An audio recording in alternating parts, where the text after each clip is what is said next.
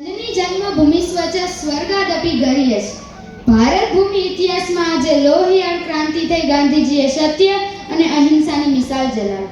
કેટલાક ક્રાંતિવીરો હિમાલયમાં અડીખમ ઊભા રહ્યા અને એના પરિણામ સ્વરૂપે જ આઝાદીનું આ ઘેઘર વૃક્ષ ખીલી ઉઠ્યું છે. ત્યારે ભારતને માં કહેવાતી આ ધરા પર 15 ઓગસ્ટ 1947 ના રોજ લાલ કિલ્લા પર તિરંગો ગર્વથી લહેરાયો. આ ગર્વની લાગણીને રોમાંચ અનુભવતા આજે 75 વર્ષ પૂરા થયા. દેશનો પ્રત્યેક વ્યક્તિ પોતાની માતૃભૂમિ પ્રત્યે એવા નારા તો લગાવી જ રહ્યો છે કે ઇન્કલાબ જિંદાબાદ, આઝાદી અમર રહો. પણ કદાચ તેને એ વાતનો ખ્યાલ નહીં હોય કે ખરા અર્થમાં આઝાદી શું છે. કારણ ભારત પર સ્થિત લોકોએ ગુલામી વેઠી નથી. આપણો જન્મ આઝાદ ભારતમાં થયો.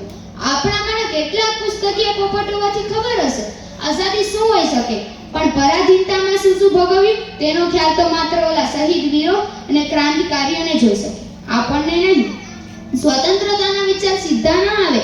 એ ગુલામીની અંધારી ખાણમાં કેટલાક એવા રત્નો છે જેને આઝાદીની વિચારના ફણગા પૂરતા. માત્ર વિચાર કરીને બેસી રહેવાવાળા તે મીમાંસ લોકો ન હતા.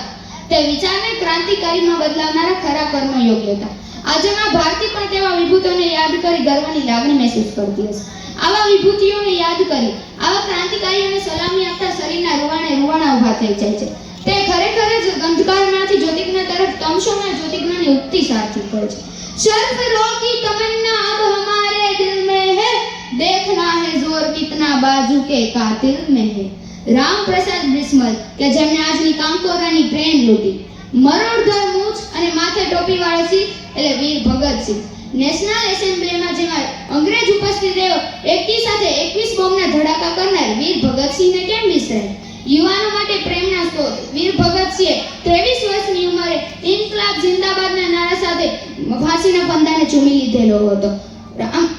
સુભાષચંદ્ર બોઝ કે જેમને આજની યુપીએસસી અને આઈએએસની પરીક્ષા પાસ કરી સંધિ અધિકારી બનવાની તક મળી, પણ તેને પોતાના મા-ભવના ગૌરવ માટે અંગ્રેજોનો હુકમ અને સન્માનભર્યું પદને ઠુકરાવી આઝાદ હિંદ ફૌજની રચના કરી. તુમ મુझे खून दो हम तुम्हें आजादी देंगे ના નારા થકી કેટલાક ક્રાંતિવીરોને આઝાદીના યજ્ઞ માટે તૈયાર કર્યા. આઝાદી તો મળી, પણ વિચાર કરીએ તો જણાવે કે શું એ ખરેખર જ માન્યતા મુજબની આઝાદી મળી છે ખરી? અરે ખરી વેદના તો ત્યારે કહેવાય કે જ્યારે માં ભારતીનો ગર્વ અને સન્માનભર્યો તિરંગો રખડતો હોય કે ગટરમાં આવે, તૂટેલો હોય કે રઝળતો જોવા મળે. તે રાષ્ટ્રીય પ્રતીકની ઉપેક્ષા ન થાય તેની જવાબદારી પ્રત્યેક ભારતીય નાગરિકની છે. પ્રત્યેક ભારતીયને એમ લાગે છે કે ભારત મારો દેશ ને ભારતી મારી માં.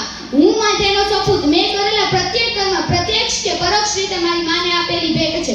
જો આવું થશે તો દૂષણો અટકાવવા નહીં પડે અને માં ભારતી પણ આભૂષણથી ઝળહળી ઉઠશે. ભારતની પ્રજા આરામથી ઊંઘી શકે, રસ્તા પર નિશ્ચિત ફરી શકે, ઈચ્છા મુજબ વ્યક્ત થઈ શકે.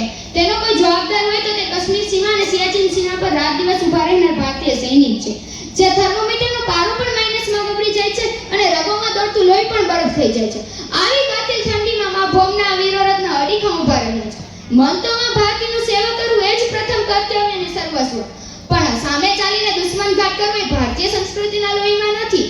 અને આઝાદીએ જે શહીદ વીરોએ સ્વતંત્રતામાં ભૂતકાળના સ્વતંત્રતામાં આ દેશ માટે રક્ષણ કર્યું અને પોતાનું સર્વસ્વ તજી દેશ પ્રત્યે પોતાનું ઋણ ચૂકવ્યું અને પછી માં ભારતીના ખોળામાં પોઢી ચીર વિદાય લીધી. આવા શહીદોને કૃતજ્ઞતાપૂર્વક અને નમ્ર ભાવે કોટી કોટી સલામી. શહીદો અમર રહો. ભારત માતા કી જય. ભારત માતા કી જય.